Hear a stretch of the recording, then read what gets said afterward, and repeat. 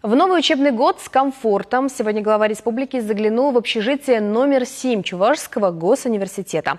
Этим летом там начался ремонт, на который из федерального бюджета было выделено 30 миллионов рублей.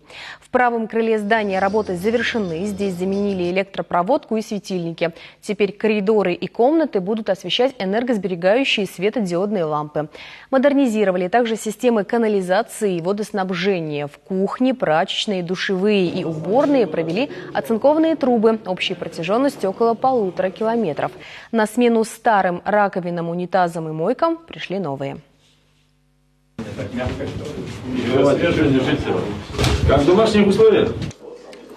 В комнатах деревянные оконные рамы заменили на пластиковые, поставили новую мебель, шкафы, тумбочки, кровати. Их, кстати, изготовили в столярных мастерских университета.